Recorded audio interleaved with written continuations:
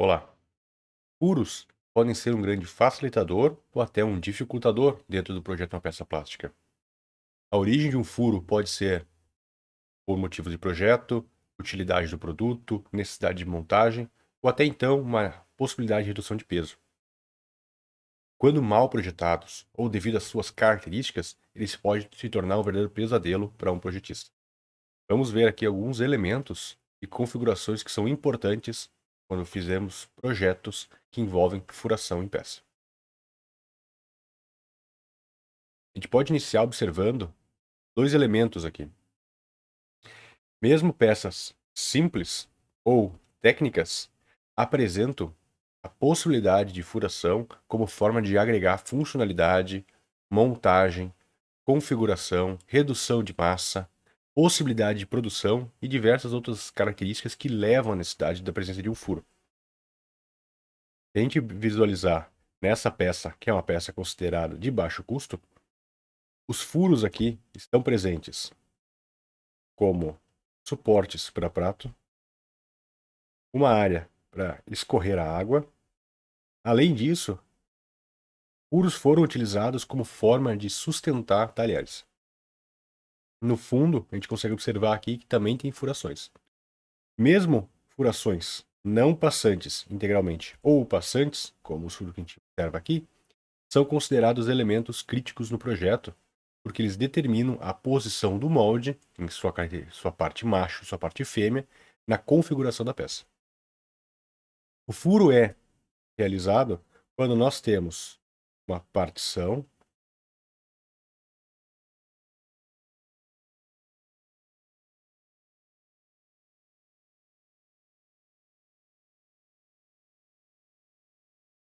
Quando nós fazemos o preenchimento dessa peça,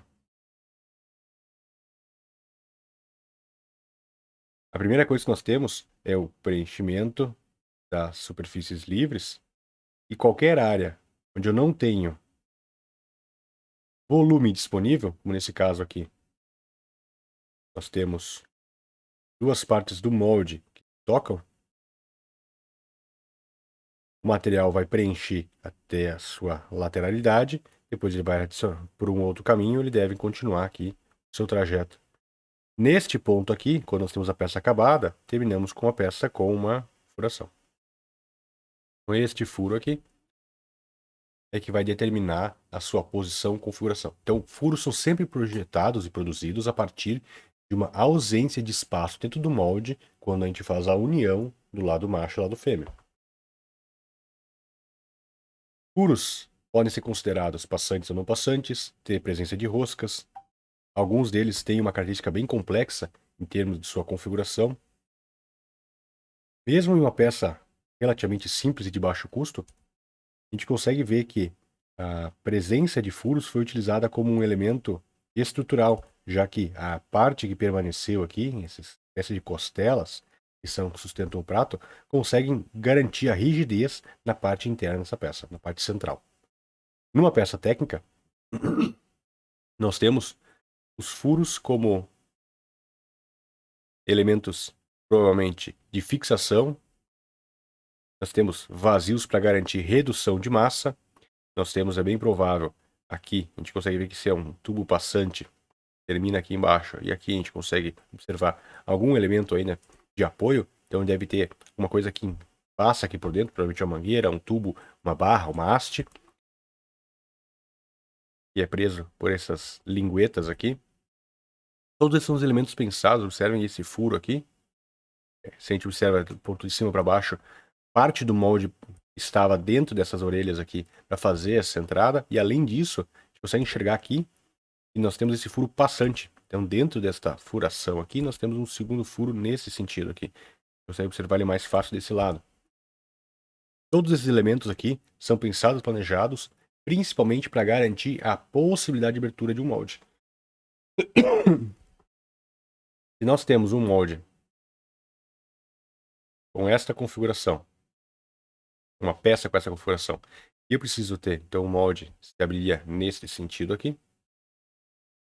Porém, se eu preciso ter um furo neste sentido, eu preenchendo esta parte aqui, eu não tenho para onde tirar a parte de metal, que é a parte de molde, que está aqui dentro, fazendo esse furo. Então, um dos desafios que nós temos do ponto de vista de projeto é pensar todos os ângulos e características de posição para garantir que esses furos existem em primeiro lugar. Neste molde aqui, parece ser um molde mais simples e foi pensado de que forma que eu tenha uma partição aqui, parte do molde se moveu para cima, parte se moveu para baixo, e o encontro deles gerou os vários furos. Neste caso aqui, nós temos um outro elemento que em molde se chama gaveta, onde eu tenho, além do nível provável de partição deste molde, ele tem também outros níveis de movimentação. Então, além do molde fazer este movimento aqui, onde eu tenho parte se movendo para um lado, parte se movendo para o outro, né? Na verdade, um fixo aqui e um móvel. Então, desconsidere isso aqui. Eu tenho um lado fixo e um lado móvel. A peça fica aqui dentro. Se eu tiver a necessidade de fazer um furo neste sentido, eu vou ter que, mecanicamente, ter uma área de movimentação aqui e vai garantir que parte do molde se movimente num eixo não de partição. Então, meu eixo de partição é esse, minha área de movimentação é essa, mas se eu tiver qualquer outra necessidade de angulação de movimento, qualquer uma que seja, eu vou ter um problema aqui e vou ter a necessidade de fazer uma gaveta, algum elemento que vai movimentar esse molde fora do eixo convencional dele. Aqui a gente pode perceber que teve uma presença de criação de uma rosca aqui de montagem. E a pergunta que eu posso apresentar aqui é: qual é o eixo de simetria, o eixo de partição dessa peça? É que esse molde abriu por este eixo aqui, com essas orelhas vindo uma para cada lado, ou então meu eixo de partição foi esse aqui, onde eu tenho esses caras indo um para cá e um para lá, ou então meu eixo de partição está aqui embaixo, onde eu tenho parte da peça vindo para baixo e parte vindo para cima. Esta rosca eu posso fazer ela tanto para uma gaveta rotacional, que vai desenroscar para fazer a configuração de extração da peça, ou então eu posso ter ela bipartida, onde parte aumenta para cá do molde, parte aumenta para lá, né? Como é cilíndrico qualquer um dos eixos de simetria aqui, eu posso fazer a abertura dele, mas o principal é como é que eu vou garantir que eu tenha esse vazio, ou seja, uma parte do molde tem que se movimentar nesse sentido, uma parte do molde tem que se movimentar nesse sentido, já que eu tenho que fazer essas orelhas aqui, para lá a mesma coisa. Eu tenho ainda aqui esse tipo de configuração, que também vai me impedir muitas vezes de ter partição, ou parte do molde movimentando para cá, eu vou ter que movimentar ele para lá. Então aqui eu tenho uma dificuldade, né? Olha, eu tenho esses elementos aqui, essas linhas, né? Essas linhas me garantem que parte do molde se moveu para cima. Aqui a gente também consegue observar, ó, e este furo aqui, também eu tenho que ter parte desse molde movendo para cima. Então, quando se torna uma peça complexa, uma peça de engenharia com uma montagem muito cheia de elementos, começa a dificultar a nossa capacidade de entender até a linha de partição. A gente não tem a facilidade de enxergar, por exemplo, nem a linha de partição nessa peça. Então é um projeto bem interessante. Quanto mais complexo a peça, mais a gente acaba sendo instigado a observar esses elementos. Do ponto de vista simplificado, se nós temos uma peça, e aqui a gente tem a linha de partição dela, perdão, a linha o ângulo de extração, né? A gente consegue ver aqui que há um ângulo nessa parede aqui. Então, o elemento de movimentação é esse. Nós podemos ter um furo onde esta parede do molde aqui tinha um pino e esse pino se tocou na parede do molde que vinha aqui embaixo. Então, este pino acabou gerando esse ponto. Quando eu fiz a extração da peça, o material que estava dentro desse pino saiu e garantiu que tenha o vazio do furo. Porém, se eu tenho um outro eixo de simetria, né, um outro eixo de movimentação, nesse caso eu preciso colocar um elemento extra, agregador, e esse agregador quer dizer agregador de custo, de tempo de montagem, de tempo de fabricação e também de aumento de tempo de extração da peça, então aumento do tempo de ciclo, redução de produtividade, todos esses elementos negativos do ponto de vista de melhoria da capacidade produtiva. Se eu tenho este elemento aqui, este furo C, eu tenho que obrigatoriamente ter alguma movimentação mecânica de um pino que vai fazer esse furo lateral. E existe a possibilidade ainda que, se eu garanto que o material do molde está aqui nesta parede e eu tenho uma parte de pino vindo aqui, preenchendo este ponto, fazendo esta configuração aqui. Então esse pino segue esta parede superior. Nesta face aqui, os dois se tocaram. Ali eu tenho provavelmente a presença de um furo. né? Então, isso não tem uma pressão excessiva, onde o material consegue penetrar, preencher esse espaço aqui dentro, o que a gente vai ver mais pra frente como um problema. Eu consigo fazer o mesmo furo que eu tenho em C, agora em B, sem a necessidade de movimentação lateral, já que um molde com um pino lateral vai conseguir preencher a parede, deixando o vazio naquele ponto. A gente consegue ver aqui que nesse pote, esse furo lateral pode ser um agregador de custo, aumenta a complexidade de uma ferramental, e este elemento aqui, que parece ser um furo muito mais complexo, na verdade é muito mais simples, né? Então a gente consegue ver aqui parte do material, aqui a área de divisão do molde, elemento parte fixa, parte móvel. Eu tenho parte do molde aqui, a outra parte do molde aqui. Na união entre eles, no toque das duas paredes metálicas, eu tenho então a presença do furo. E esse furo aqui foi feito então sem necessidade de um aumento de complexidade de molde. Diversos tipos de pinos são utilizados para fazer esse encontro aqui, porque um dos problemas que nós temos é, vamos considerar o primeiro, onde eu tenho apenas um lado de fixo, um lado móvel, um lado fixo, um lado móvel. Eu tenho um pino aqui no meu lado fixo que vai até o lado móvel e vai me garantir que isso aqui que é a minha área de peça, né, que eu quero preencher, vou garantir que eu tenho um furo aqui. É possível que com a vazão do material por este lado aqui, eu tenho uma pressão suficiente onde o material consegue sobrepor esse pino aqui, ele consegue passar, ele consegue ter força suficiente para empurrar a parte desse pino para dentro ou empurrar o molde a abrir, já que a área aqui é muito pequena, a pressão sendo muito grande. O material muitas vezes escoa aqui e preenche parte desse furo. Então, quando eu tiro a peça, o meu furo, que deveria ser um furo completo, ele está fechado. Então, forma às vezes uma pelezinha aqui em cima. Para evitar isso, nós temos uma outra possibilidade. A gente pode utilizar uma estrutura onde o pino não simplesmente faceia o outro lado do molde, mas ele penetra na segunda cavidade, na parte fixa do molde, na parte móvel. Com isso, eu garanto que o material que vai tentar entrar aqui, ele vai ter uma área muito maior, uma dificuldade muito maior de movimentar isso aqui, tá? Porque agora ele vai ter que, ele praticamente não tem como fazer pressão nesse sentido aqui, para empurrar esse pino para baixo, para conseguir passar por cima. Ainda é possível, dependendo das velocidades de pressão de injeção, mas em especial, nós temos aqui um aumento de dificuldade nesse ponto aqui para preenchimento. Além disso, com o material avançando nesse sentido, eu posso ter esse pino aqui sendo deslocado. Então ele pode acabar se movimentando para um dos lados e ficando desalinhado. Quando eu tenho este furo de um dos lados e o pino, né, o lado macho do pino, entrando dentro de uma casinha no lado fêmea, isso vai me garantir um alinhamento nesse pino e é uma possibilidade, então, estruturada melhor. Eu também tenho a possibilidade de, em vez de utilizar um pino único no lado fixo, eu posso utilizar um pino no lado fixo que se encontra com o pino no lado móvel.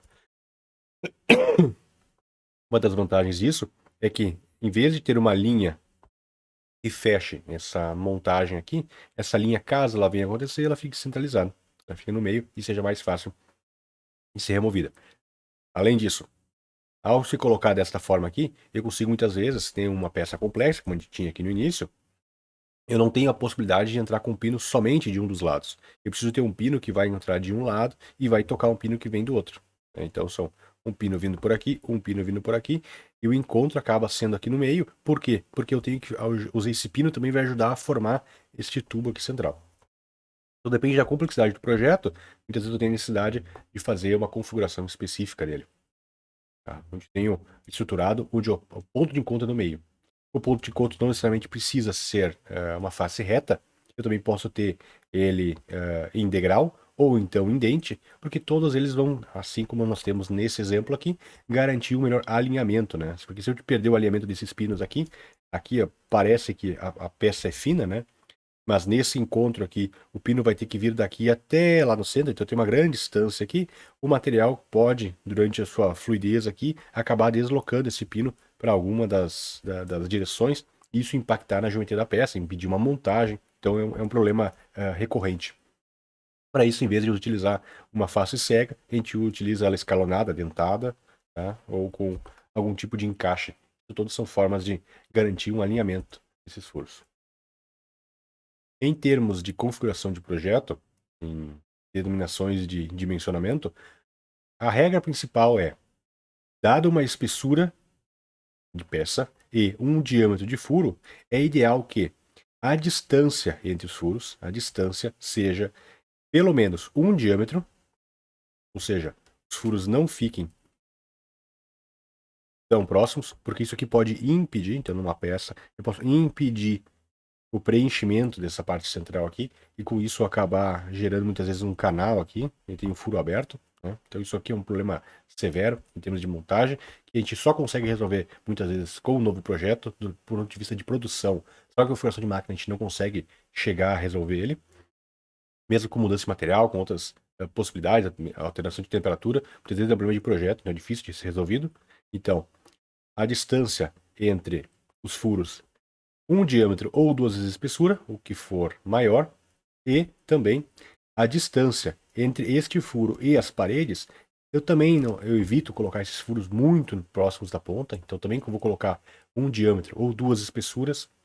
A distância do furo até as paredes também duas vezes a espessura. Aqui não precisa de um diâmetro, eu posso colocar até ele próximo das paredes. Então uma peça, eu posso até colocar um furo muito próximo desse ponto aqui, porque a fluidez vai me garantir o preenchimento da peça, né? Então eu vou, se o material escoa por aqui, ele vai acabar se deslocando para um dos pontos. Porém, se eu coloco este furo muito próximo do canto, eu não tenho um outro caminho para o material passar. Aparentemente, ele vai impedir a fluidez do material, a passagem do material para preenchimento desse canto aqui. Então, se eu tenho uma peça e coloco um furo aqui, é bem provável que esta parte final aqui seja comprometida. Então é um problema do projeto. Então é fácil de resolver, garantindo aqui só alguns dimensionamentos simples. Aqui alguns exemplos de soluções, talvez, não convencionais, para alguns tipos de furação. Eu quero fazer aqui uma alça de uma xícara. Se eu tiver um molde convencional, parte dele se movimenta para lá, se movimenta para cá, então eu não consigo ter essa furação aqui. Em vez disso, a parte móvel que está se movimentando aqui, também tem um pino que entra lá dentro. Então eu fico com esse furo aqui, mas esse furo me garante a construção dessa alça de xícara, tá? Sem a presença de um complicador ou um dificultador de projeto de molde.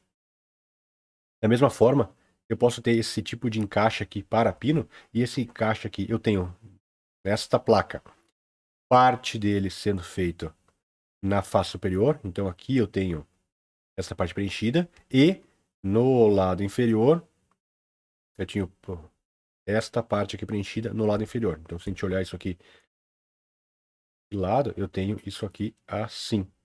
Por quê? Porque eu tenho na peça esta parte sendo feita. Então isso aqui, o pino vinha de baixo, né? O encaixe do molde vem por baixo. A partir desse ponto, ele vem por baixo, porque o pino vem de cima.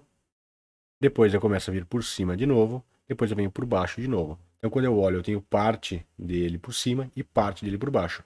Nenhuma delas interfere no projeto da outra. Já que se eu olho ela de frente,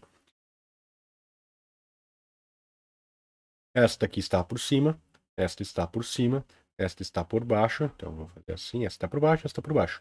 Então aqui eu tenho por em cima e embaixo. Cima, baixo.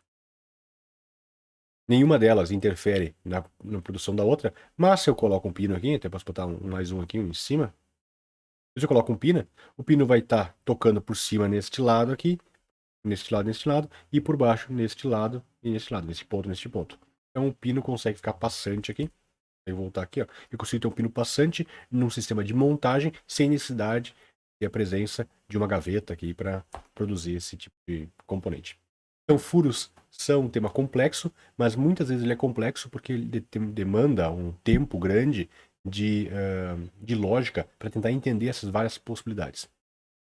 Peças complexas acabam tendo a necessidade de um projeto mais rigoroso, não só porque o projeto da peça acaba sendo complexo, mas também porque a ideia de molde para conseguir gerar esse tipo de peça requer um pouco de prática, de mentalização de como é que a gente vai fazer esses elementos aqui sem que um deles interfira no outro e garantindo a movimentação do molde, a abertura da peça e remoção com uma certa qualidade.